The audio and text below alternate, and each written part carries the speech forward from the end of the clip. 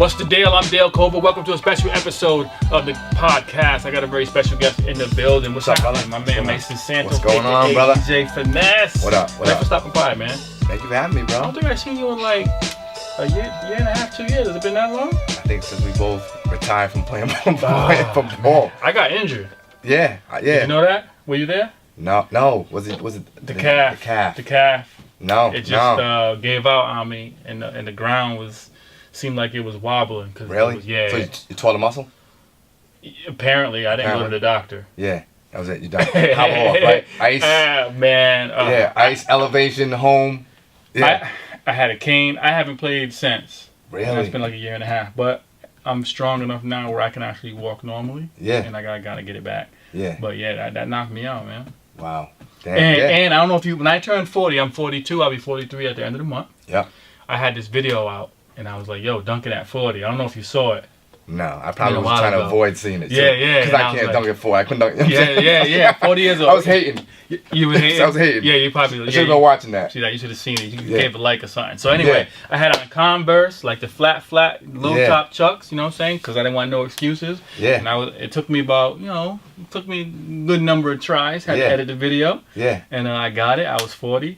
And 43, I was like, yo, you know what I'm saying? I'm going to do that every year. But that quickly... Short-lived. Yeah. So maybe by the time I'm 45, I might be able to try to get it again. Listen, if you get it at 45, I swear to you, I want to be there. Word? All right. Yeah. I've been asked, can you dunk again? Absolutely not. Like, no. I would never... I thought I could maybe one day. Well, at least your son's dunking, though. Yeah. How's he doing? He's good, man. He's doing his thing with the ball. Yeah. I've been seeing him on Instagram or whatever. Yep. Just finished his, freshman year at CCRI. I went there to try to get into a better situation collegiately. I wanted more of the scholarship stuff, so he didn't get a lot of offers out of high school. So so he's there, man. He's a good kid, man. He really is. So we're proud of him.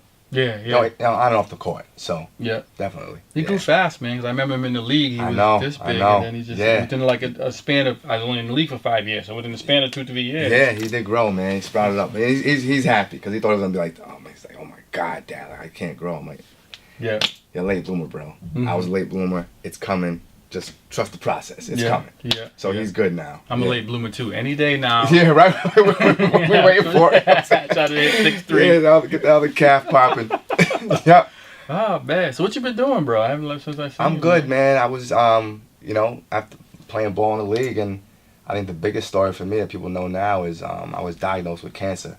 Last May, but I'm good. It's not a somber moment on this on the show. I was diagnosed with squamous cell carcinoma. I don't smoke nothing, but just found a lump in my neck, man, and ended up going to Boston. And with the grace of God, was diagnosed in May. Went through chemo, radiation.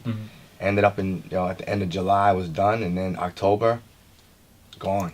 Oh, really? No sign of it, man. Oh, that's good. That's blessed, brother. Good to hear. Yeah, didn't have a voice for a little while. It's kind of crazy. Why you DJing without a voice? Yeah, exactly. You're just like... Yeah. Exactly, like... you know what I'm saying? Right, signing people. Yeah. So the voice is back, stronger, healthier. Yeah. So back to playing ball again. Really? Yeah. All right. So that's good to hear, man. I did hear about it. You're taken ill, but I didn't know the status. Yeah, I'm good, man. I'm blessed, brother. I truly am, man. I'm like just literally blessed. Like it was. I mean, it could have been worse, you know. But it was literally like 3 months, and it was like, yo, you're cancer free. Like there's nothing in your body. Wow. I'm like, word. What hospital was this? So I went to yeah. Man, it was actually Mass Eye and Ear. So I went to Rhode Island first, and it was inconclusive here. And then they were gonna cut into my neck from the outside. I was like, absolutely not. I'm like, would you cut through your neck? Well, we can go check. Yeah. I'm like, absolutely not. No, not cutting my neck. Yeah. Would you cut through your neck or would you go to Boston? I truly asked the doctor that. Would you cut through your neck or would you go to Boston? He was like, go to Boston. Out.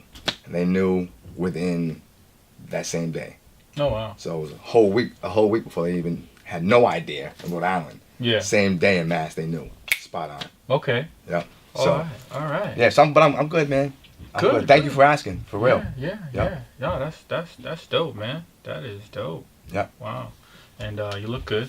Trying to get my swagger back, Yeah. Can't come on this show and look a hot mess. You know what I'm saying? Yeah. So how's the DJing going? You still doing that? Yeah, yep. That's how I met you. Yeah. So a lot of it's going well. Yeah, so we at the PC game not too long ago. That's when I saw you. That was my son was a ball boy. Yeah, absolutely. Yeah, we had a good time. Yeah. So yeah, I'm DJ for Providence College Fridays, which is dope. Be my 7th year. So I came in. I had done it prior to Ed coming in, but it was more like the late night madness. It wasn't really any game time stuff. So I kind of pushed him like, listen, we need this. And then when Ed came in, he's like, we need to get this done. Oh, like they didn't have music and stuff at all? They did, but there was no DJ. It was like, I think they might have been pressing the band. So I'm like, nah, like we need a DJ. Oh, okay. So they had somebody with an iPod or something. Yeah, something like that, some quick stuff, some easy stuff. Yeah. But I did a trial run at the Alumni Hall. And then another trial run like the first game like Seton Hall, and then it was just dope. And so 7 years later, here I am, turntables down at the dunk, and so it's a dope gig, man. So that's going well. Cool. A whole lot of phone calls now that my health is back. So got a new spot called Troop. Have you been there yet? It's in Providence? Yeah. I haven't heard of it. Remember the old Cuban Revolution, Valley Street. Yeah, you say old. That was. Yeah. I've been there within the last 2 years. Yeah, so. Right. So not that old. Yeah.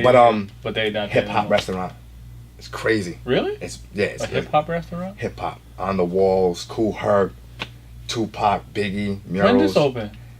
It's less than a year. I think it opened like December. Maybe like right before. It's dope. That's only 4 months. Food is crazy. Food is really good. What kind of soul food? Not soulful, but I think the some of the owners are the cooks as well. So I think they started with these dope different tacos, but then they just stretched the menu out. So like really good food. But yeah, like it's a place. Literally, I know that you're a comedian that you could go in and rock out for real. Like it's a eclectic place. You know what I'm saying? I gotta look it up for that interests me. You say hip hop restaurant. I never heard of. All on the walls. They got the old boom boxes. They got sneakers hanging. Man. The word fresh is up there, you know what I'm saying? The word fresh, you know what I'm saying? So I don't gotta walk up in there like, yo, how come ain't no niggas on the wall? Right, yeah, all on the do the right thing, right? Sounds. Yeah, exactly. About the boycott Troop. Who are the niggas? Yeah, right? We ain't going to Troop no more. Oh, man. Okay, all right, I'm gonna definitely look that up. That sounds interesting. Troop. That's a dope reference. Where all the niggas at? It's dope. All right. So what are you saying? You're doing music there and stuff? So I did this thing called the B-Side Cafe. I did this B-Side Cafe years and years ago. I created a whole, brand called B-Side Cafe. It was basically just really about playing B-side music. It was like no radio. I think I saw a post or something like that on Instagram or Facebook recently. Something about B-side something, and I was like, oh, they're gonna be playing the other. That might have been what it was. It was, yeah. So we're playing. So like it was like 8 to maybe even almost 10 years ago. I did B-Side Cafe, and it slammed in Rhode Island. It slammed. It was just the B-side. Yeah. No radio joints. We're going to B-side. So album cuts into. Yeah. So whether it be Sade, whether it be Anita Baker, whether it be album Mobb Deep or KRS-One, like we were going in. Yeah. And it just slammed in Rhode Island. It was crazy. So every now and then people are like, yo, we need a B-Side Cafe. So once I walked in the Troop, I'm like, oh, this is it. Like this is perfect. This is it. Told the owner was like, let's do it. And that was it. We did our first night a couple Wednesdays ago. Really good crowd. So May 16th is the next one. May 16th. So, okay, May 16th. May 16th. Yeah, Troop. B-Side Cafe, absolutely. What street you said it was? It's on Valley, 60 Valley. 60 Valley Street. Yep. Oh, so that's dope. So myself, my boy DJ KJ. So it's two DJs set up. What day is that? It's a Wednesday. It's a Wednesday. Wednesday. All right, so laid back. Yeah. And because B-Side back in the day was on a Wednesday.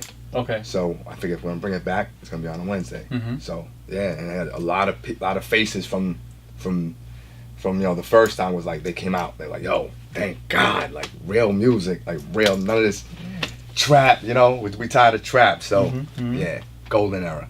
I like that. It's dope. All right. What time you guys start? 10. Yeah, go 10 to 1. Okay. But I mean, I really do. I truly do foresee this being the kind of night where you could literally have like artists come through, like it's that kind of eclectic. People they're music and just artist lovers. It seems like, you know what I'm saying. They just want something that's fresh and that's that's not played out. Yeah. So. Okay. I would love to do that. Love to have you come, bro. Well, you know where to find me, man. Yeah. That's dope. I like for that. real, like that. And that's B-side. Comedy's B-side, bro. It's raw. Yeah. Right? We raw and uncut. Like that's B-side. Yeah. Yeah. Yeah. So that'd be dope to have you there. That's dope, man. All right, do something in Providence. Yeah. Man. I like that. Yeah, we definitely need that. I think the scene seems like it's kind of a lot of things going on right now. Yeah. Like that, things are growing. A lot of people adding to the entertainment scene out here. So we'll see what this summer brings. You know what I mean? I'm looking forward to it. Last summer was tough, man. I was cooped up in the house, you know. Yeah. Actually, no, I wasn't. I'm lying. I fought through that, man. I was out fishing. I was out. But you know, as far as just being able to do the thing, like even have this kind of dialogue was kind of tough. Yeah. You know. So this summer, I'm ready, bro. I'm ready to just go live life to the fullest for real, and just be impactful and just do it up. You know what I'm saying? Mm-hmm. So the music scene is buzzing lately with the Kanye stuff, man. What you think about that? If I told you I'm following it, I'd be a liar. I have no interest. No. At all, bro. so that's what for the youngins. Yeah, I don't have it. I mean, honestly, like I think that for me, I'm in a place right now where like if it's negative, I just don't I don't even entertain it. You know what I'm saying? At all. I don't even want to bring that energy. You know what I'm saying? Because I think this when you get diagnosed, man, you look at life totally different. Mm-hmm. Like for me, I think it's about time. You know what I'm saying? For me, it's like it's time. Like I don't have time. Mm-hmm. Like we think we do. Mm-hmm. Like we think we'll say it. We're not promised tomorrow, but then we put things off as if we are. You know what I'm saying? Yep. Like we put things off as if we have tomorrow. Like we don't. And so like for me, it was like wow, like I could have been out of here. Like real talk. I'm like I'm wasting no time. Mm-hmm. No time. If I gotta get it done, I'm getting it done. If that's a distraction, all that other stuff, I want no part of it. I'm razor focused. I'm dialed in. So. I mean, when you say get it done, like what kind of stuff? Because I got like yard work and stuff out there. That stuff can wait till tomorrow. You know what I'm saying? Because not everything has to be done, but I'm assuming you're talking about certain things. Yes, I get why you invited me over here, right? And then when the window's right there, you know what I'm saying? Exactly. You know what I'm saying? Yeah. We ain't getting that done. Yeah, not no yard work. Yeah, my man Finesse, you feeling good, right? Okay, yeah. We'll cut that lawn, brother. You seem pretty motivated. Yeah. But I'm assuming you're talking about certain life goals. Like exactly. You know what I'm saying? So haven't done a mixtape in 4 years. Been in the studio heavy. Just finished my part of it. Gotta do the voiceover. The voiceovers, mix it down, track it out, get it out. I want that out within the next probably 20, 30 days, but right when the summertime hits. Mm-hmm. So it's called Timeless 2. Timeless 1 literally was 4 years ago. Okay. Literally. Mm-hmm. And Timeless 1 did extremely well. Mm-hmm. So Timeless 2 is done and hope to get that out in the next like probably 20, 30 days. So how do I interpret that name? Is that like throwback? So what is that? Yeah, so that concept, and I try to be conceptual with things I do. So it was really, how do I really navigate this new music? You know what I'm saying? Like how do I navigate it and still finesse it? So for me, I'm like, okay, well, Timeless, I'll get timeless instrumentals, just shit that you hear. It's like that's my shit. Mm-hmm. Like it was just the instrumental, just it's a timeless instrumental. I'm gonna grab an acapella that's maybe hot now. Okay. So the people that are into this new music will like it because they're hearing acapella, and then people like us, the golden era, here's the instrumental. You merge the two. Oh, I love that. It's timeless. Yeah. Right? So I get both people by either an acapella. So I like that. I'm kind of giving away my format. So for me, if the acapella is new, the instrumental has to be classic. Yep. Right? Yep. If the instrumental's new, it has to be a classic acapella. I like that. So that way, both people, like, all genres can relate to it. Yeah, so that's what I do. So that's how I like my mixtapes, man. Back in the day, I used to like the mixtapes where there was different beat with the acapella. I know some mixtapes they just throw songs, and they're good, good collection. Yeah. But I always appreciated different beats with the vocals and stuff. Because the new acapella, new instrumental gets old. Yeah. You know what I'm saying? Mm-hmm. We don't know if it's going to be timeless or not. We don't know if it's going to be classic. We don't know that yet. Mm-hmm. But we know our classic joints. You know what I'm saying? We got some good ones out there. Yeah, we do. Yeah. So I'm going to grab those. So, yeah. So bring back that nostalgia feeling, man. Yeah, for real. On, you be like, I remember what I was doing when I heard that song. Absolutely. URI and all that kind of stuff. College days and all that. That's good. I'll look out for that, man. Make sure you tag me or something. Absolutely, yeah. Yeah, that'd be dope, man. Oh man, yeah. Time. Yeah. You ever host one? Host what? A mixtape? No. Let's do it, brother. Let's do it, bro. I'm thinking like that's different, right? We always get artists to host. We always get musical artists to host music artists. What about a comedian to host music? That's different to me. You mean like on a recorded? Yeah, like you would, like, instead of me talking, like you talk. Oh yes. That's just I just thought on the spot, like literally on the spot. That's something I had thought about. Really? Yeah. What great minds think alike. Yeah, it's great minds think alike, right? That's something I had thought about, and I got because I record everything. Yeah. So I got clips, I got all kinds of stuff. Yeah. You know what I'm saying? Just media that I have. Yeah. So I would definitely be interested in doing something like that. I think we could freak that. Yeah. That's just like, why not? Like I've never seen it before on a mixtape. Yeah. You know, you always see like an artist will host another artist or something. You know what I'm saying? Or they'll get drops from, you know, musical artists. But I've never seen like a comedian. Maybe I'm wrong, but I've never seen a comedian host a mixtape. Yeah. I've never seen it. Yeah. Never heard it. Like I say, we have nothing but life is nothing but ideas. So, yeah, so I'd be interested. Someone's gonna use it. We just put it out there. You know what I'm saying? So we need to do it because we just put it out there. Yeah. People are like, oh shit, that's dope. We need to get this thing done. Right so yeah, we'll edit this shit. Well, just for us. You know what I'm saying? Edit that shit out till we decide we're gonna put the mixtape out. All right, we'll do that. Yep. Yeah, I would definitely be interested in that, man. Yeah. So I've been seeing some stuff that you've been posting too. Like these signs that say you should be here. Oh yeah. And I've been looking at that. I seen you post. I seen a few other people, and it's like the summer's coming now. It's like vacation season. So I know a lot of people probably kind of thinking about that. But tell me what that's about, because it looks mad fun. Looks like you've been having a lot of fun over the last couple years. Yeah, last 3 years have been a blast. Yeah, it's funny because like I think, you know, when you as you tour, like you tour. And when you go to other cities, other states, but you really don't get a chance to really engross yourself into that community so much. You're in and out. You know what I'm saying? Yeah. Whether it be Chicago, whether it be wherever you're going, you're kind of you fly in same day, do the gig, and you're out the next day. So there's not a lot of time to really go around and see what each city has. So a lot of my travels, you know, as far as Finesse, has been a lot of in and outs. You know, if you're doing an all-star weekend or something like that, that was dope. But it wasn't vacation, it was more work related.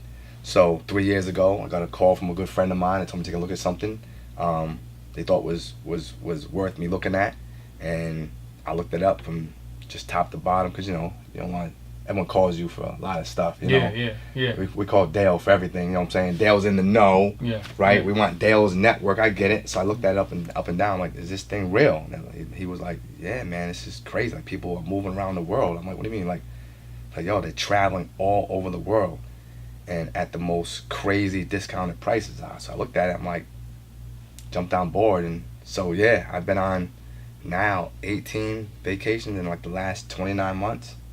So it's a concept where it's a travel club. So it's a VIP invite-only travel club. And they just take the same concept like a BJ's, Costco. So it's bulk buying. So I think that right now it's about 1.4 million members.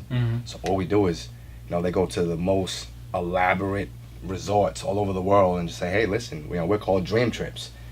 With 1.4 million members, we want 200 rooms, a month for the next 3 years. I'm gonna pay you cash right now. Yeah. So, okay, gotcha. Yeah. So then they say, okay, let's throw in excursions, let's throw in this, let's throw in that, let's throw all this stuff in. So all you gotta do is just show up. Yeah. And for me, it was a no-brainer. Like, wow. I think the biggest thing was as far as the ability to add value and impact people's lives. Because if you ask most people about travel, there's only, I found 3 reasons why they don't. One is if they're afraid to fly or travel, so there's a fear of travel and they don't. And it's, I don't have the time, I don't have the money. Right. I've never seen anyone say, I want to stay right here. Yeah. I want to stay right here in Onlyville. Right. I don't want to go nowhere, you know what I'm saying? I want to go to Joe Vaughn's, or I want to, you know what I'm saying? I don't want to see nothing else but where I'm at. I've never seen one person tell me that. Yeah. Usually it's, I can't go, you know, I don't have the time, I don't have the money. So now here comes this club that shows people how to travel, literally check off every bucket list item on their current budget. So you take away those reasons right there. Yeah, yeah, it's dope. Let me just check this out. Okay. I've had times where I didn't press the button. Take two. Take two. Yeah. Not again. Yeah. Well, I think the value for me, man, it's just, you know, you get a family who thought they could never take their kids to Disney, man, and you show them a concept and they're like, yo, and you see like tears like in a grown man's eyes, bro. Like, that's what it is. And a grown, like, yo, man, thank you for thinking of me, because, yo, I could never, we never could take our kids to Disney. We just booked Disney. Yeah, I can relate to that, because I remember when I was younger, actually, well, I got older, I got married, this and that. I remember the first time I went to Disney. I remember thinking to myself, I never thought I would actually be here. You know what I'm saying? Then, you know, I've since traveled and this and that because I came into my own, but I do remember that actually thinking to myself, damn, I never thought I would have been here. Or even sometimes when I went to certain states, man, I never thought I would, you know what I'm saying? Because it was, I don't think I've really traveled until I was, you know, in my 20s. You know what I mean? Yeah. I was lucky you know, my parents always traveled. So they would try to show us the world, and just that, you know, the world is a big, beautiful place. It's not as bad as, you know, the media. You know, not everyone is bad. Not every place is bad. There's some amazing people, amazing places out there, amazing cultures. Yeah. So I don't want to just be around me and my people. I want to go experience the world. Yeah. You know, so I think that was kind of instilled in us, you know, my brother and I, you know, my mom and dad early. So I think I've kind of always had the travel bug. You know, we have careers that allow us to travel, which is dope. You know, comedian, they want to fly you, and because everyone wants to see you, and a DJ. So we've allowed ourselves, you know, with a talent to see some stuff. But now, you know, when I'm a lot older, so you know, I'm not DJing like that in that capacity anymore. Like, there's no more bad boys, no more stuff like that. So now it's family, and just really how many people's lives can I truly impact? Like that truly is it. Like, how many people's lives can I truly add value to, where they say, you know what, man, like, you know, we're able to just do some things we thought we could never do before. That's truly is what it's all about. Yeah. No, that's awesome, man. Yeah, I see the events you post them. It's like a lot of people, big stadiums full of people. Yeah, stadium. Shaq's involved. Vander Holyfield. Yeah. You got Waka Flocka just jumped on board. You got Shamar Moore. So it's fun. It's fun. It's no crabs in the buckets. People just want to live life to the fullest. Yeah. You know, I met some people on the trip that they're like, oh, mate, come to Australia. You can sleep at the house. You can sleep at the crib. It's crazy. Like word? Where's the I guess a place that you went that you never thought you would go? For me, I went to New Mexico? Yeah. I think it might have been New Mexico, and I went because my son was in a spelling bee. Yeah. A Spanish spelling bee. Sure. And I'm like, this was like a couple years ago, but I'm like, I never thought I would go to New Mexico, because I never thought I would have a reason to be in New Mexico. Like, you know what I'm saying? Just go to New Mexico, you know what I mean? Yeah. So I think that might have been like one of the weirdest places. Well, I said, locally, you know, unfortunately, you know, we literally had Dubai, Greece, and Mexico booked in a 9-month period. And then I was diagnosed. So I tried to hold it off. I'm like, nah, we can get there. You know, the athlete in us kicks in. I'll fight through this. We can get there. My wife's like, look, man, I love you, but you about to get this feeding tube. Yeah. You know, you can't go in the water. Yeah. You know, you can't eat anything, you know, and then the voice had to go, and then I had to take Oxy for the pain. So I had to cancel one. I'm like, oh my God. I'm like, all right, so 3 months later we should be good. And like she's like, do you understand what you're going through? Like, this isn't just taking some Robitussin. You know what I'm saying? You got some stuff going through your body, right? It's like to cancel Greece. I'm like, oh my God. All right, so we'll get to Mexico. I'm like, no, I had to cancel that too. So, but it kind of seems like maybe though, like that anticipation and that desire is what helped you through. Because a big thing is when you don't have anything to look forward to. Yeah. Is when things take a turn. That's right. True. But it kind of seems like lose a little hope, maybe. A lot of hope, right? Because I mean. Isn't that what life is? Really anticipating what's coming to you based on what you've been planning and working for? That's true, yeah. Because once that's gone, what is there? What's left? That's true. Right? Yeah. Yeah, so we ready to book it again. So, you know, I'm ready to book all 3. So I'm like, but I think, you know, there's obviously some, you know, with me being Cape Verdean, I've never been to Cape Verde. Oh, no? No. Which means I need to go to Africa. Yeah. I need to go to Africa. Well, when you Cape Verde, just walk across the street. Yeah, exactly. Right, the car. Right. So I want to go to Portugal. Yes. But I think the see a colonizer. Yeah. Exactly. You're oppressor. And say, hey, thanks. All right, you motherfuckers, what y'all get, huh? All right, see your oppressor, right? Yeah. Might as well check it out. Like, see what, how y'all did us shitty, right? Yeah. Can we swear in this? We're not supposed to swear. You can do that you want. Okay, man. Yeah. Say Fuck y'all. Right. So, but I think that the two that we enjoyed the most was we went to I didn't even know they existed, bro. We went to a 4-diamond resort in Mexico. It didn't even make sense. It didn't even make sense what was in this place. That was one of the best that my wife and I went on. But then we were able to take our son to Riviera Maya, Mexico, to see the Mayan ruins for his high school graduation. How was that? So it was, oh my God, it's life changing for him. You know what I'm saying? We had been to Jamaica, but that was like for his graduation. Yeah. And to this day, he talks about it. You know, he was 17. He's on a resort. He met people from Europe. It was crazy. You know, and then the Mayan ruins. You get to see some history, obviously. Yeah. And we just had a blast. But you know, it's not because we're making a ton of money. It's this club. This club is literally it's a champagne lifestyle on a beer budget. It's a champagne lifestyle on a beer budget. Things that we thought we could never do before. You know, Dubai, bro.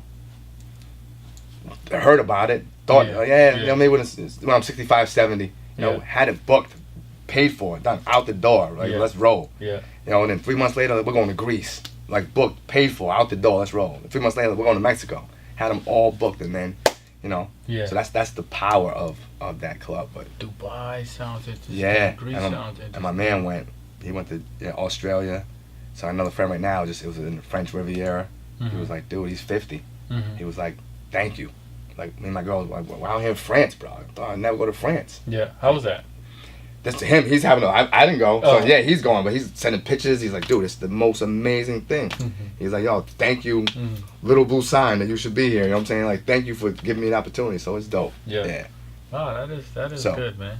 Yeah. So, people can, how they sign up for that? You can just go through me.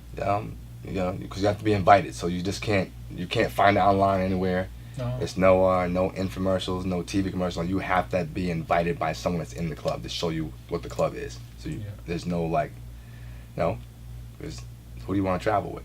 Just anybody? You want some clowns? Like you know what I'm saying? Like I'm being funny right now, but like I want to travel with some negative people. Like I don't want to do that. Right? So like my man, yo, can you put me on? Yeah. Will I? No. You know what I'm saying? I'm trying to travel with you, bro. Like you're negative all the time. I'm joking, but yeah. You know, so yeah, you could just you have to be invited by somebody in. Oh, okay. So I can invite you in if you truly want to travel. Yeah. Yeah. That's dope, man. Yeah. That's interesting, man. Yeah. Yeah. I wanna go to Africa. That's like a big statement, right? Because it's a huge place. Yeah. So I gotta figure out where. Yeah. I want to go to Victoria Falls. That's in Zimbabwe. So I want to go. I heard it's amazing. Like it's like one of almost like the seventh wonder. It's almost like one of them. They said it's crazy. Like when you see it, it's like almost like, you're just like in a fairy tale land. It's just so beautiful, and it's where we came from. You know what I'm saying? So I'm sure, and it's funny because my wife won't fly, not that long. My mother won't do it, and my son won't do it. That's a long flight, right? Yeah, like 16 hours, 12 to 16 hours. Yeah. I feel I'll sleep half of it, and the other half I'm gonna be drunk. You know what I'm saying? I'm gonna get through quick. I'm gonna drink for some of it, sleep the rest of it off. Yeah. But I'm gonna take my dad because he's a thrill seeker. So I'm like, Dad, we're going to Africa, bro. Oh, that's dope. Let's go to Africa. He's like, all right, let's go. you know, your mother ain't going. I'm like, yeah, my wife ain't going. Like, she ain't gonna fly that long. JC won't fly. I'm like, we going to Africa, bro. Like, he's like, all right, let's go. I would go. Yeah, I would have to suck it up. Yeah, just for the motherland, bro. Like, suck that up. Take a Ambien, whatever you call it. Take one, knock out for 12 hours. I would wait till Trump's not in office though before I go though. Yeah, he might keep. Yeah, he might be like, you know what? You niggas, we've been trying to get you niggas over there anyway. Heck yeah. We've been trying to get. They just made it easy. Those two, right? Shit, we have to ask them. We have to send them over there. We're trying to get you niggas back to Africa. Trump's, man, he might put some restrictions on coming back. Nah, but yeah, that's crazy. You know, that whole situation, that's crazy, bro. Yeah, he ain't gonna be there that much longer though. I hope the hell not, man. You know, I'm all for someone that's doing the right thing. I don't care who you are, man, doing the right thing. But that's just, come on, man. That's just buffoonism. You know what I'm saying? And to think that that's the craziest thought. What? Like, it doesn't matter what you, like, people always, like, it doesn't matter what you create. You can create the most insane, idiotic thing. But then when you got 1 million people that buy it, what's that saying? That 1 million people are just as crazy as your freaking invention. Yeah. Because you bought the thing. Yeah. It's not bad enough that it was a horrible thing. Yeah. That's a piece of shit. But then 1 million people just bought a piece of shit. You know what I'm saying? Right. Which means we all believe in it. Right. So that dude's like a piece of shit. Right. Which means the world, our country believes in shit. That's what's even crazier. That y'all voted him in. Yeah. Yeah. So you're backing. I don't know, man. Like, that's where we're at, man. We're fucking. I don't know. I try not to think about it too much. Yeah. You know, it is what it is, I guess. Yeah. You know? Yeah. I don't know. Yeah, yeah, I don't try to get into, just, you know, it's sitting right there in front of you. It's like everywhere you turn is something Trump related. You know, you can't even avoid it. You know what I'm saying? Yeah. It's only the hypocrisy is really interesting to me. So if you look at Cosby, right? I mean, that's what's the biggest thing. On one hand, we have Cosby, and on the other hand, we have our president and others like him or that have done similar things, and it's looked at differently. So there's a huge hypocrisy. Yeah, there. they're roasting Bill. Yeah. And I'm not saying he shouldn't, right? If he's done that, I'm not saying he shouldn't be held accountable. But you're right. The president's talking that same shit about grabbing women and shit. You know well, talking and doing is two different things. Yes. Definitely two different things. Yeah. But apparently there are others that have done certain things, right? Yeah. Like some of the executives and Hollywood execs, things like that, right? Yeah. So the hypocrisy is interesting, man. So it just makes it tough to look people in the eye now because you know you can see the hypocrisy that way. You know what I'm saying? Yeah. Like I see certain people that that they maybe voted for Trump. It's like, okay, that's cool, but you kind of look at them a certain way just because it's like, all right, well, I kind of know where you. I know where you lie. Yeah. And it's hard to vibe with that. Yeah. It's just hard to vibe with it. Yeah. But other than that, I don't know. Did you do a lot of jokes on it? Nah. No. I had some commentary. Yeah. Some here and there. I have a few, but I don't spend a lot of time on it only because you don't want to run into a place where you're just saying what everybody else is saying. Yeah. I get you know what I mean? Yep. It's just too public of a topic or too common of a topic. Yeah. That's true. And the whole thing about comedy is to try to be different, sure. try to be you. Yep. So so of course I have some jokes that work and people will laugh if I tell them, but sometimes I'd be like, I'm just gonna leave it. Yeah. You know what I'm saying? Most of them. Do you decide like on the moment? Do you decide like in the moment? Do you decide before the show? Do you decide depend on where I'm at? Depend on what state I'm in? Depend on what the crowd's like? Cause I know you're probably in the crowd before. Yeah. You're watching the guys that go before you. I know you usually that cleanup. Yeah. So you're kind of watching. Okay, you know what? Yeah. This crowd ain't gonna feel that. Like I'm gonna leave that joke out. Yeah. It'll be like that. Just like DJing, you kind of look at the crowd. I'll go into the crowd. I'll go into places and everybody's 65 and white. I'm like, you know what? They'll enjoy. And it's not about like some comments will say. On one hand, they'll say you should go and just be who you are and say what you want to say anywhere. That's a particular comic has said that to me. I was like, yeah, well, what if being who you are is being flexible? Right. True. You know what I'm saying? So there's no one rule, right? That's true. So me, I'm like, you know what? I'm gonna make these old people laugh. Like I was at a show the other day. Everyone was 60 something, 50, 60, 65 and older, all old folks. It was I was on a Steve Katso show up in New Hampshire. It was televised and everything. Make a little 5-minute set. Older lady comes, she's like, oh, you made me laugh so much, and I'm an old person, and you make an old person laugh. You know what I'm saying? Yeah. But I could have went up in there and told some dick jokes and but what's the point? What's the point? You know what I'm saying? What's the point? My goal is to succeed every time if I can. That's what my goal is. So yeah. So yeah, I definitely look at the crowd. I'm like, you know what? And if I feel like I can get away with some, if I feel like I can get away with it, I'm gonna try to get away with it. Yeah. Just surveying the crowd. Yeah. You know what I'm saying? Yeah. And I got some stuff that I'm like, man, I only tell that when I'm in Fall River. Right. You know what I'm saying? And I say that because I when I go to Fall River, it's one of the places I love because you could just do it. You know what I'm saying? They just love. You know, they just love. No one comes to you. Well, I had someone come and complain, but people don't really complain for the most part. So but yeah, man, it's just. So let me ask you this question because I know, if you don't mind, I know it's your show. Go ahead. So, when we DJ, sometimes there's we call it go-to music. Yes. So there's music if the crowd ain't really vibing. There's go-to music that will always get the crowd going. Yes.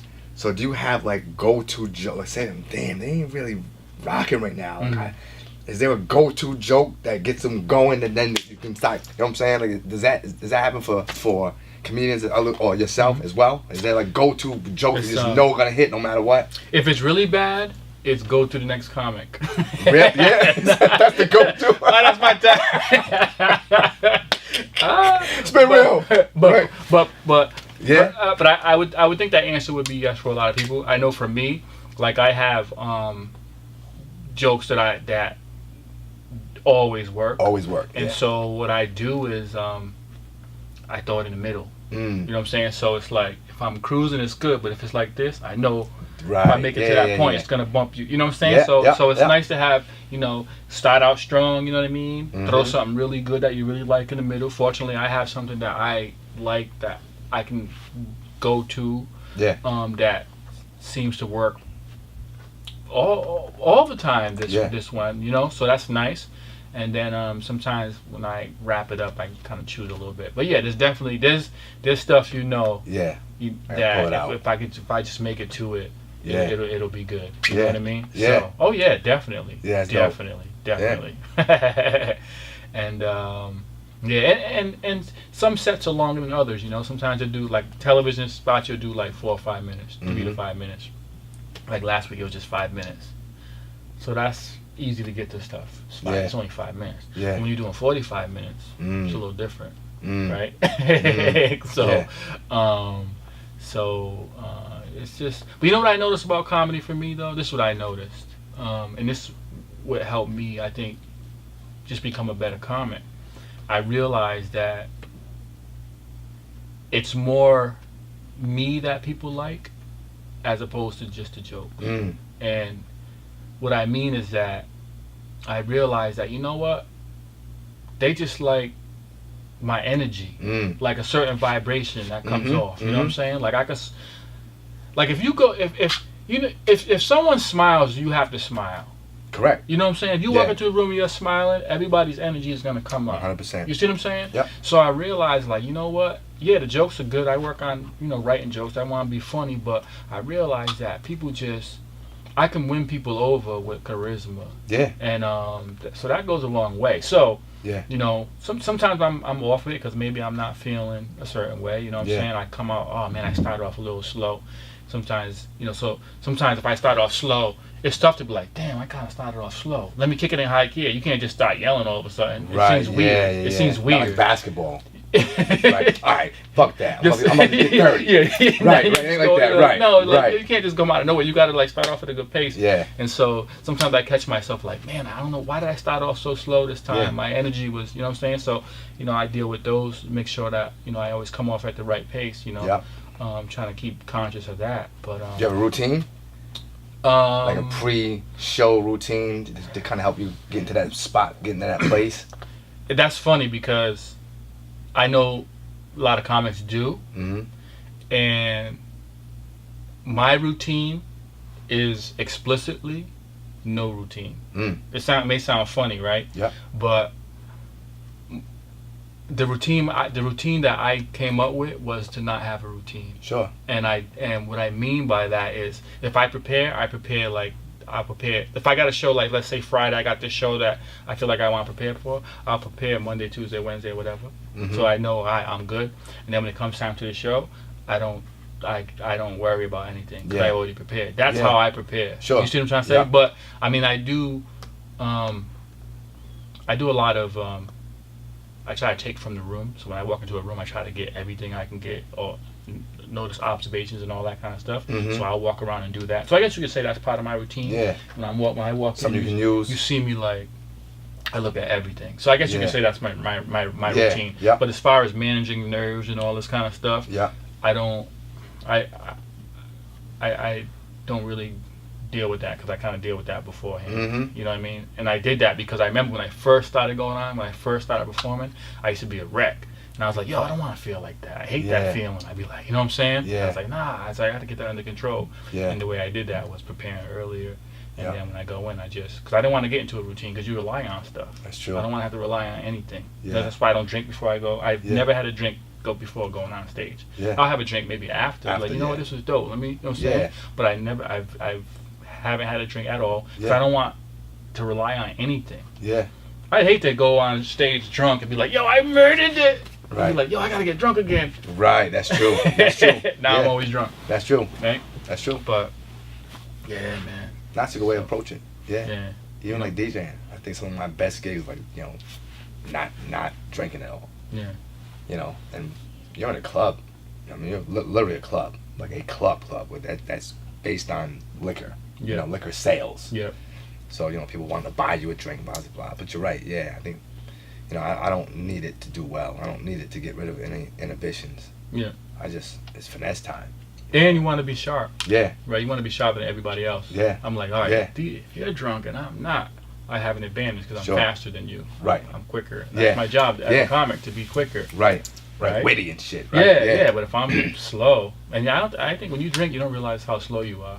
Right? You be like, kind of like, you know what I'm saying? But you don't realize you're moving slow. What's been your best gig? What was your worst gig? You might as well just switch seats, dog. this guy, man.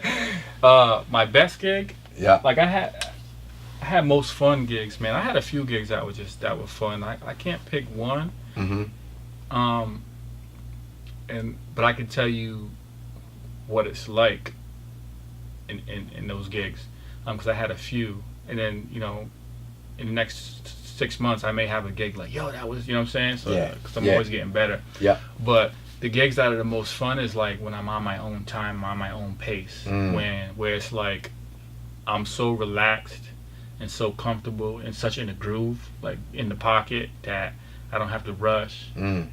I could just, you know what I'm saying, say something, let them laugh. I don't know. It's just like the pacing, the timing is just so different. Yeah. You know, and you know when you're in it.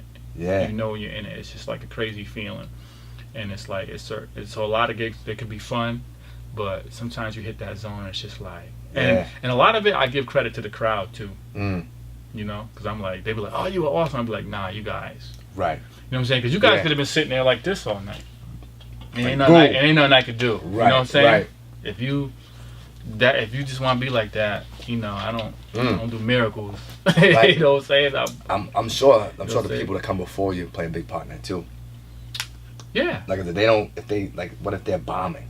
Our whole crowd's like, now you come play. Like, I gotta go clean that shit up first. You know what I'm saying? Like, everything like that. Like, damn, I gotta come out with some hard, like some crazy shit out the gate, because it's. Nah, it's the opposite for me. I feel like if you do really great, I'm like, okay, I got to keep that going. That's more pressure. That's true. But if you suck, then if I can put together a complete sentence, I'm a winner. You know what I'm saying? You know what I'm saying? I'm like, they already have low expectations of me. He's like, fuck this whole shit up. You know what I'm saying? Yeah. So I'm like, whatever. I'm golden now. You just bomb. Yeah. You just exactly. Yeah. Maybe I'll bond with you, but But if you get the crowd really, really good, you kind of feel like, all right, well, damn, yo, this dude's in that fucking zone that we all trying to get to. Right. You know what I'm saying? Nah, just put your pressure on you. But then, you know, you just learn to just, you know what, it don't matter. Let them enjoy that. Let them settle down or whatever, and keep it moving. So just had some. I had a lot of fun gigs, man, but some were funner than most. I know my worst gig though. It was in Fall River, actually. Was it really? Yeah, those motherfuckers. I just take all that shit back, right? Hell yeah. You know, it's funny, man, because one of the things I do, man, like I said, I go in and if it's a raggedy place, I like it because I can find out a lot of stuff, man. Right. And I'm very, very, very observant. Like I pay attention to everything. You know what I'm saying? That's like a strategy. So I like doing that. It's fun. But I go into this place, man. It was like a veterans hall or whatever. Yeah. And they had this big ass flag on the wall. It was like the American flag. It just covered the whole wall. Small place, small raggedy little place. Just covered the whole wall. I'm like, look at this fucking flag. I'm like, this is shit you put on the moon. Because it's like, you know, it's big, right? And I'm like, why you got it on the inside of the building? You don't want nobody to know you up in this raggedy motherfucker like that? You know, I'm just, you know what I'm saying? Whatever. But yo, they hated me for that. You was killing them. They was proud of their shit. They hated me for that. They hated me so much that the next day a lady texted me and said, I apologize for walking out on you, but I was offended, blah, blah, blah. We loved that building, whatever. Yeah. Damn. I was like, maybe her great-grandpappy built the shit. Right. I don't know. Yeah. But I tell you what, though, that's that 99.9. That's that 0.1%. Yeah. I do that shit all the time, and I approach it a certain way, and I'm very successful. Because you was telling them the truth. They didn't like it. They were like, damn, this shit is fucking raggedy. We love it so much. They loved it. Yeah, and then she texted me, yeah, man. Damn. And I was like, you know what I'm saying? Yeah. But, you know, you move on. It's like, yeah, you can't always, you know what I'm saying? But whatever, man. You like that building? Yeah. More power to you. Right. That flag was big and you had it on the inside. Right. And if I come back again, I'm gonna tell you again this raggedy. You don't change that shit. And the Christmas tree in the bathroom was outdated. Damn. But anyway, yeah. So that was, I guess you could say that was my worst gig. But you know, I've had plenty of opportunities after. So like Lad says, Bad Lad, he says, if you have a great gig or a bad gig, it doesn't matter because there's always another gig, right? So if it's which is nice, right? Because if it's great, you're like, oh, I killed it. Yeah, but can you kill it again? Right. Right. Anybody can score 40. I scored 40 once. Right. Once. Once. Right. You know what I'm saying? I ain't never really scored 40 a lot. Yeah. You know what I'm saying? Or same thing. You have a bad gig. All right, whatever. But there's always another gig. So yeah, try just learn to keep it in perspective, man. You know yeah. That's true. And then, you know, the early gigs, it's like, you're just learning, so everything is kind of weird sometimes. It's like, whatever. But it's only beginning. Yeah. That's how I look at it, you know what I'm saying? It's still only beginning, you know what I'm saying? Because, you know, another 5, I look at, you know, 3, 5, 7, 10, 13, 15 years, you know what I'm saying? So it ain't nothing but more to be getting. That's true, yeah. You know what I'm saying? So it's the a journey. Right. Yeah, respect the journey. And try to enjoy every day. That's why I put these up, man. Because, you know, my thought behind that is, you know, we always sit there and we be like, yo, when I get that golden album, when I go platinum, it goes on the wall. You know what I'm saying?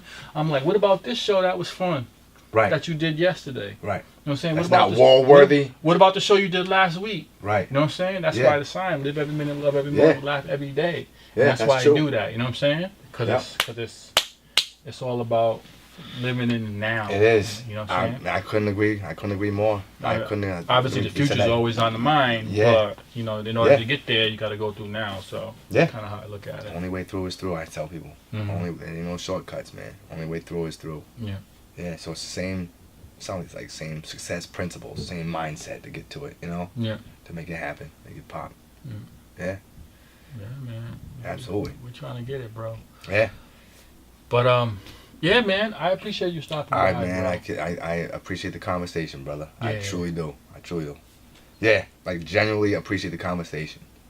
That's why I'm always asking questions. Yeah, I know I'm on this side, but I'm like, dude, I truly want to, you know what I'm saying? Like I want to know. Yeah. So, yeah, I can't thank you enough, man, for inviting me into your studio, into your world, man. Yeah, thanks for kicking it, man. We ain't seen a few things. Seen each other in a minute. I'm glad you're doing well. Yeah. And I'm glad you found something that you're additionally passionate about as you move forward. Like I said, I know you've been doing the music all this time. You still do it. It's obvious that's a passion of yours. But I'm glad you also found something in addition to that that's challenging you, probably challenge you in different ways. Well, you know what it is? And you're right. And see, this is what I really thought. I truly thought Finesse would be the platform. Like I truly thought it. Like I would, you know, talk to my mother and father and really my mom. I'm like, I don't know what this Finesse guy's for. And she's like, what do you mean? I'm like, what's it for? Like, it's got to be more than just turn up and clubs. More than money, hoes, and clothes. Yeah, huh? like right, like there's more. There's got to be more to it, and I really, because I've always wanted to be impactful. I always did, and of course, a passion for music, and it took me all over the place. It truly did. Amazing, whether it be DJing for Bad Boy, DJing for Mountain Dew, doing, Rap City, 106 Park, a couple cameos on, Love and Hip Hop, but I never had a platform. Every interview was more about, how's Diddy? What's Diddy like? How'd you down with Diddy? And I'm saying and I'm not mad at that, because people, they're generally interested in celebrities and that kind of lifestyle. But I don't have the stage the way you have the stage. You know what I'm saying? Like, I'm in a club. If I want to talk about, I can't talk about the president. I can't talk about Kanye. I had to spin music. You know what I'm saying? So it didn't give me the platform to have the dialogue, to even have talk about something that's of some substance at times. So this is it. This is the platform. You know what I'm saying? I'm like, wow. I thought it was finesse all this time, and it truly wasn't. So I felt like I have an opportunity to impact more lives, and really add true value through this platform than I do that other thing. You know what I'm saying? And when you say this, you're saying World Ventures. I'm saying because it's just if you think about it, just in its smallest sense, I know that there's been at least 600 people that have done something and traveled some way because I said yes 3 years ago. You know what I'm saying? Mm-hmm. People like grown men, families, literally families, husbands, wives, single men, single women, doing things they thought they could never do, going places they would never go, and just peak life experiences. And just grateful for me thinking of them and just saying, just take a look at this. Look, just take a look at it. Maybe it's for you, maybe it's not. And they're like, oh my God, and they're booking, and they're just traveling the world and just creating amazing memories, Mm-hmm. And that's what we take with us. I ain't never been to any funeral or wake and see anyone's possessions in the casket. Mm-hmm. You can't take it with you. But the memories you create, the memories that you've already been creating, bro, and how you've made people feel, will last a lifetime with them. Yeah. They'll never forget that, how you made them laugh. They'll never forget that. You know what I'm saying? They'll never, and it's already up on the wall, because you're already doing it for people. You're adding so much value every time you hit the stage. You know what I'm saying? Maybe that person had a horrible day, and now all of a sudden they come to your show and it's like, yo, thank you, Dale. And you know what? That's funny. Some people will say that too. Sometimes. Yeah. They will say, they'll be like, and you don't think, you just do your thing, you know what I'm saying? But they'll come up to you and be like, yo, my day, I was having a horrible day. You be like, oh, snap. Yeah. We don't, yeah. You know what I'm saying? Yeah. I mean, because you're starting to dive beneath the surface of just the surface of comedy. You just touched that person. Mm-hmm. That show, whatever that gentleman that came to that show for you on that day, did something where they're like, yo, I was having the worst day. I went to go see this comedian, man, and now all of a sudden he's doing half the promo for you. If you think about it. Yeah. Right? Yeah. Yeah. So he's already out there. Yeah. And because why? How you made him feel. So that's value. You know what I'm saying? It's impactful beyond, you know what I'm saying? So your jokes are touching people in a way that we probably don't even think of it like that. Yeah. You know what I'm saying? Or they could be like, I was having a bad day and he just told a bunch of dick jokes, made my day even worse. Right, fuck him. Damn, man. But that is interesting. Now it's interesting that you say that though, from you said it from the DJ perspective, the opportunity to connect in a more one-on-one personal or have that dialogue. It's interesting that you say that. Do you think that it's easier now in this time because you have the ability to add and expand your platform by supplementing with podcasts and things like that we didn't do these days? Yeah, we didn't have back in the day? Yeah. So now a DJ who is just spinning records or can also back that up with a podcast or social media. Do you think it's outlets? Think it's easier? Think about it. All we had was radio. Yeah. Unless you do, right? Unless you we're gonna do a TV interview, but it was radio. That was it. For me, I'm obviously showing my age. Yeah. It was, and it really wasn't even television. It was really radio. I did tons of radio interviews, whether it be in Cali, whether it be in Florida, whether it be in New York City, radio interviews, which is dope. But there's no visual. There's no visual content. It's audio. You know, now here I am sitting on your couch. Like, we can project this out to millions of people who can actually see us and feel like they're part of the whole thing. So, you know, it's the social media platforms, you know, whether it be a Twitter, whether it be Instagram, and Snapchat, everything's, you know, I call it a reality starter kit. You know what I'm saying? A reality show starter kit. Like, what is Facebook?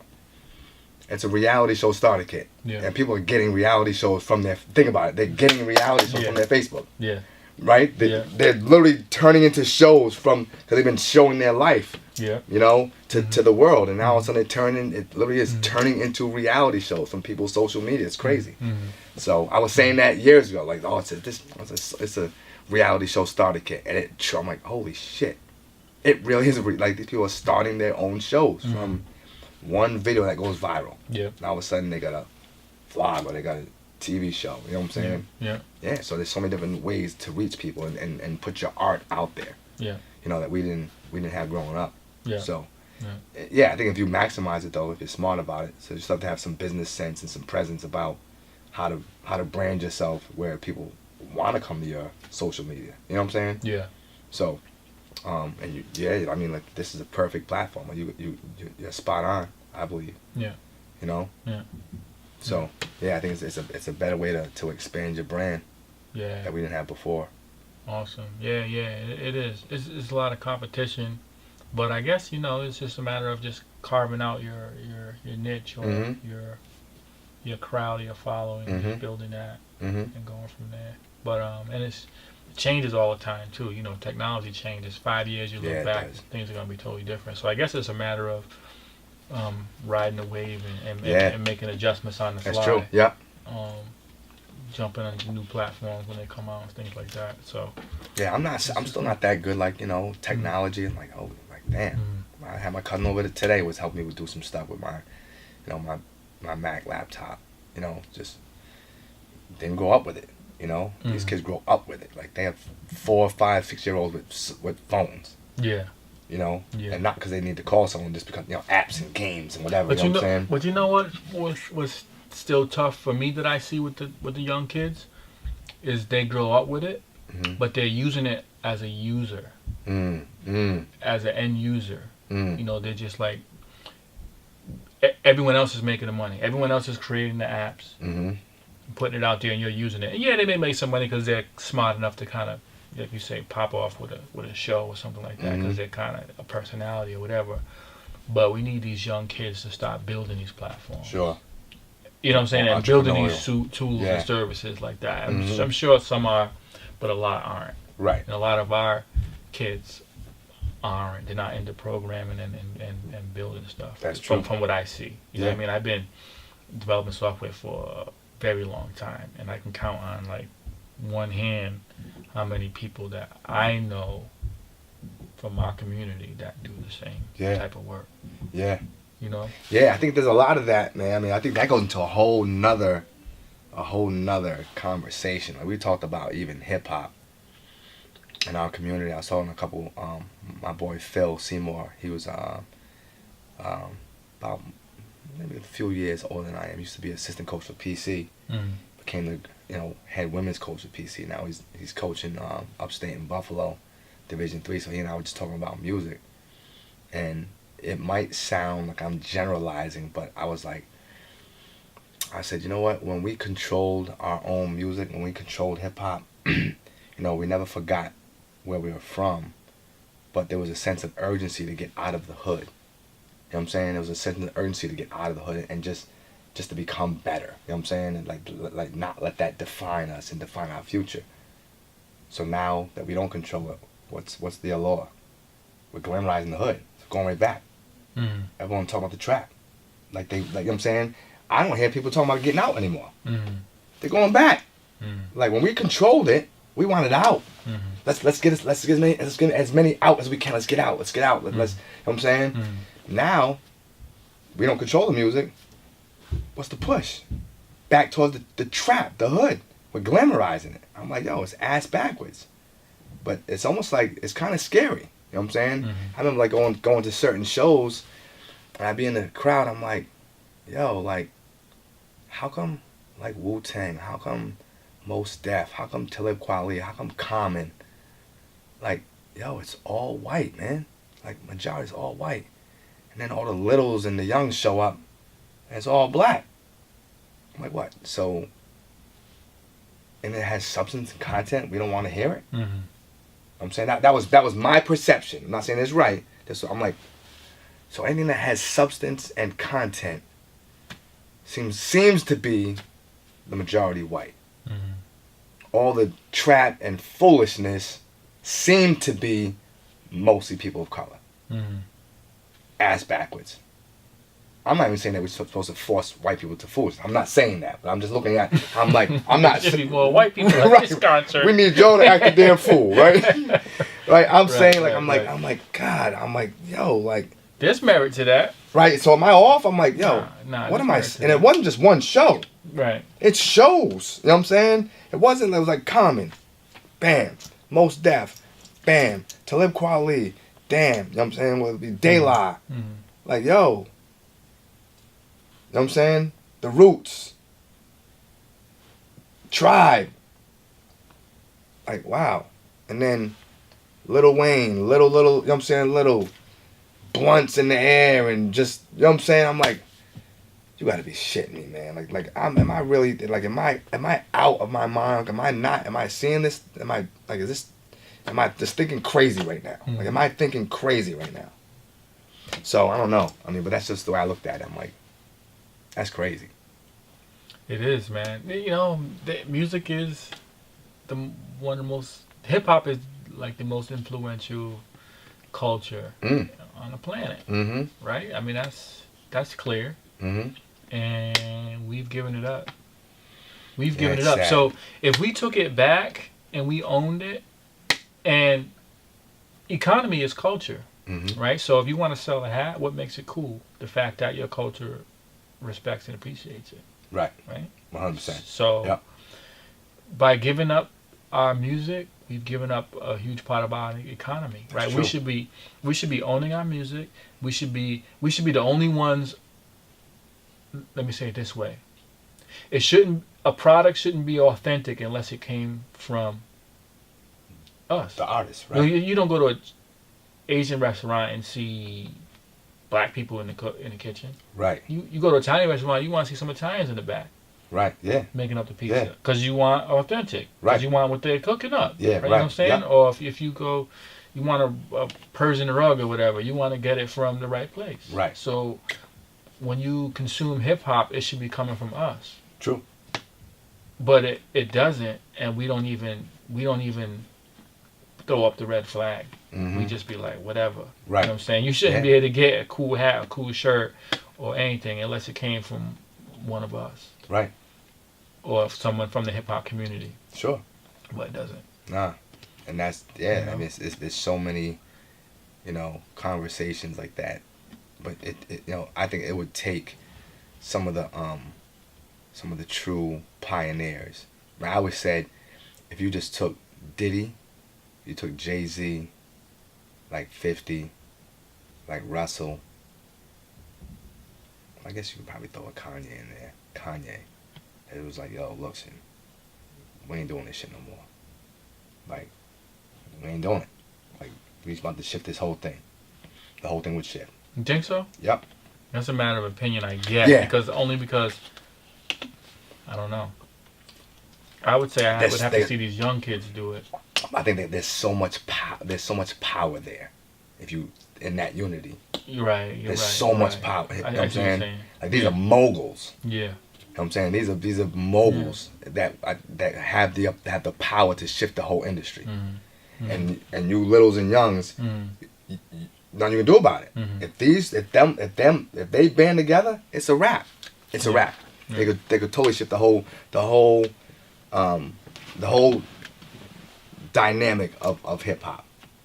My opinion. Right. It would take. It would. I mean, think about how many. If you think about how we've created billionaire products from just the things we say. Yeah. I remember like, you know, about 20 years ago, I was telling myself, I said, damn, you know, I wasn't balling. I'm like, yo, all you would have to do is just listen to Jay-Z, and then just go, play the stocks. Put money in the stocks. Think about it.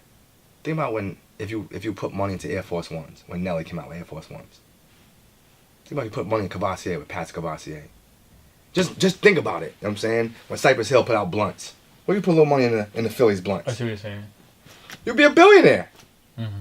Everything we talk about goes, we create everything. We create everything. You know what I'm saying? Mm-hmm. Stop talking about Timberland before. I remember when Wu-Tang was talking about the MPVs. People started buying MPVs. Right? Latrell Sprewell with the spinners. Mm-hmm. Just invest a little bit of money. You'll be paid. All the liquor. You know what I'm saying? What if you knew that Diddy was coming out with Ciroc before Ciroc? Mm-hmm. You know what I'm saying? Mm-hmm. Hip hop. Mm-hmm. That's hip hop. Mm-hmm. Hip hop's made supposed hip hop vodka the number one vodka. Mm-hmm. The number one vodka. Mm-hmm. Hip hop. Mm-hmm. You know what I'm saying? Mm-hmm. So what if you that we have the power to just literally I mean, we can make anything pop. You know what I'm saying? And that's what the power of hip hop is, man. Think about it. This world would be a mess without hip hop. Is that the power of hip hop, or is that the power of music in general? So I think now I would say hip hop is very powerful because it does that well. Yeah. But I'm thinking that's the game. Like that's what they knew. Yeah. Before we realize it, and that's why it's been taken. Yeah, yeah. You know, but I don't think there's any other music that sells goods and because television. I was looking at advertisement, and I guess the question comes: what came first, the television show or the commercial? The television show, or the commercial? Yeah. I'm thinking the show, because I'm thinking that they're gonna buy. The commercial is the airtime, is the ad during that show where the visibility is. It's actually the commercial came first, then the show. So when you look, according to what I read, right? So when you look back at, I think it's like Procter & Gamble, whatever. Yeah. That's why they call it soap operas, because they're like, we need to sell soap. It comes back to content marketing. We need to sell soap. So what are we gonna do? I don't know. We need people to pay attention to us. I know what we'll do. We'll create this television show called a soap opera, and we'll get everybody hooked on it, and they'll watch it for an hour, and then we'll put our soap commercials on there. Right? You know what I'm saying? Yeah. The commercial was first. Yeah. Then they made the show so they can show the commercial. You see what I'm saying? Yeah. So I guess commercial, right? So everything was driven by the commercial. The shows. Right. The show was created to give a platform for commercials. Exactly. Yep. Exactly. So I'm thinking music is the same way. So it's not like, okay, there was hip hop and look what hip hop can do. It changes people's taste. It's a tastemaker. It influences people. I think that was known way before. I mean, I think that's just what from the powers that be. Yeah, and that's why it was taken. Right. We didn't know. We're just doing it. Right. It was a culture for us. Take this. Yeah. And you could have seen it. I think from my perspective, I think the first time they stole hip hop was when they had the Fruity Pebble commercials. They was rapping. I was like, remember that? Damn. After that is a rap. I need to go YouTube that. Remember That's true. Remember the Fruity Pebble commercial? I was like, yep. They took it, yo. It was Bonnie, right? Yeah. Rap, he had the gold chain when on. He was back spinning. Yup. That's right. Dino had the headphones. Dino was the DJ, right? That's right. Now I just say, I'm like, oh shit, Dino was the DJ.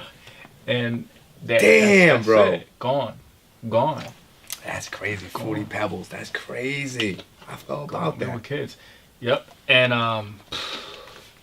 so if we had it and we kept it, man, we could be selling all our stuff. We could sell from soaps. We always talk about Dove soap or you know what I'm saying, H&M. We should be selling our own stuff. You know? And I think one of the problems we have is everything is all about brand. If we don't have a brand, we don't want it. That's true. You know what I'm saying? We're trying to get a shortcut to feeling good about ourselves. Yeah. You know what I'm saying? So it has to have a brand. Right, name to it. Yeah. So if it don't got a brand, we ain't got. That's why we mess with like Gucci and all this stuff. That ain't ours. Right. You know what I'm saying? We come out with something, they're like, I don't want that. Right. You know what I'm saying? So the concept of branding for black folks is like distorted. It's just, I mean, I guess it does what it's supposed to do, but we're so bad with it that we can't even uplift our own in our community because it don't have the brand. Yeah. And how far back does that go? As far as the community and not, and the the segregation, so to speak, even amongst ourselves. You know what I'm saying? The disconnect, the dysfunction. You know what I'm saying? I mean, I remember like even like walking down Broad Street in Providence, it was all black. It was all black when I was younger. You know what I'm saying? That's changed. I mean, it's mostly all Latino. You know what I'm saying? And to no fault of their own, like they support each other. They go in each other's stores. They buy each other's shit. They go in each other's restaurants. They ain't going over to, you know what I'm saying, Sylvia's. They ain't going over to the you know what I'm saying, the Caribbean spot. They go on to their own spot. You know what I'm saying? And they put their money into their own businesses. That's why it's crazy. You know what I'm saying? You see Sanchez, this and that. You know what I'm saying? It was all black when I was growing up. So, you know, there's just so many things that, you know, for whatever maybe we thought there was no access to doing more that we've had control of, that we've lost control of. You know what I'm saying? Like it's like hip hop. Like just giving up control. You know what I'm saying? Like, you know, yeah. Yeah, culture drives the economy, man. Yeah. It's crazy, man. Yeah. Because, I mean, that's why America's so popular. People watch American movies. Americans don't be sitting there watching movies from China and India like that. They'll check them out here and there, but not the way other people watch ours. I used to always think about that. Yo, how do you watch something and you don't even know the language? And then I'm like, oh yeah, reggae. Right. Yeah. Right. But, you know what I'm saying? Like, they say, oh, Michael Jackson is like all around the world. I'm like, do they even know what he's saying? Right. But they love it anyway. They love it. But we don't extend that out. But it's just weird. So, yeah, and then with them taking hip-hop from us, or us giving it, allowing it to go away. Allowing it, yeah. But we need to travel, man. It goes back to the travel. We need to get out because we need to see. I don't think it's like that. Yeah. In other parts of the world. Yeah. Nah. I told my wife, I'm like, you know, I'm not waiting until I'm 65, 70 to retire and then hope that I can go someplace and hope that there's something there. I'm like, nah, we're gonna get this thing done. Let's go move around the world. Let's go see the world. Let's see how many people we can, you know, do the same thing and just try to be impactful. I think the more you see, I mean, that to me, travel is that's where you learn. Like, that's the ultimate learning, because everything's new. Everything's new. It's almost like you learning when you walked into a place. Like you're learning the lay of your land. You're looking at the walls like that. You're learning. You know what I'm saying? And you're learning so that you can, within the next half an hour, use that information to project it to this crowd and get a response. You know what I'm saying? And build your brand, because whether you're being Philly, whether you're being, I don't care if it's Fall River, you're gonna walk into, okay, I'm learning about this flag that should be outside. You know what I'm saying? About so you know what I'm saying? Right. So every time you go someplace new. Or Googling the place before you get there. Yeah. What's right. What do they got here? What do they do? What are they known for? What do they manufacture? Yeah. You know what I mean? Like I was doing a show in Worcester, and I found out like the first greeting cards was done by a lady in Worcester. Right? Like the first Hallmark cards. Yeah, did you use it? In Worcester. No, I didn't use the joke. Yeah. Not sure why. It's a cool fact though to know. But I had to, you know what I'm saying? That's where, I think travel is the ultimate learning, man, experience, ultimate. How can it not be? Yeah. How can it not be? I've never been to Cape Verde. Yeah. So when I go, I'm going to learn everything. You know what I'm saying? Whether it be Africa, like I have to learn. There's no way you can, you just, you know, there's no way. Yeah. So, very interested in knowing more than I know now. You know what I'm saying? Yeah. You got to know more than you know. So, well, yeah, man. I'm glad you're on that journey, man. It's exciting. Yeah. I'm definitely going to be in a place where that's going to be on my list as well. You know, one of my goals for myself is reason why I'm working so hard to try to, you know, build this career this way is so that I have more time to be able to dedicate to doing that. Because I got a few places that I want to see, you know what I mean? Yeah. And for certain reasons, you know what I mean? Yeah. And experience. The young one. Yeah. Two. There's two young ones. You didn't see the other one. Yeah. So definitely, bro. Yeah, I appreciate you, brother. I can't thank you enough, man. I thank everyone for every moment of every conversation I'm just grateful, man. I'm grateful. So I'm glad you're doing well. I'm glad you're crushing the thing. You know what I'm saying?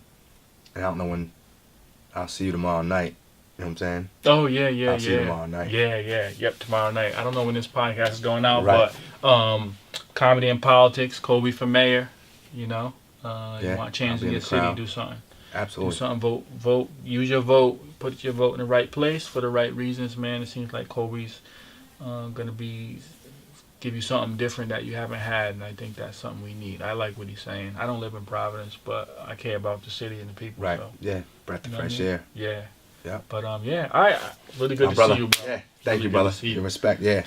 All right, y'all. It's been another episode. Nice conversation with my man Mason Santos. Is that the government? That's the government. Yeah. It's out there. Yeah. Facebook. Yep. Mason Santos. DJ Finesse. The on all social platforms. So Instagram. Hashtag. Facebook. Same thing.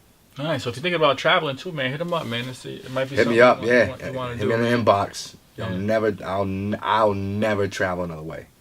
I'll never travel another way. This thing is ridiculous. So yeah, come out to Troop.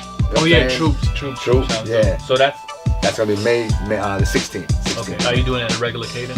Or? I think they want it. I think I'm hearing that they want it more. I heard that people showed up this past Wednesday. Yeah. That we weren't even there.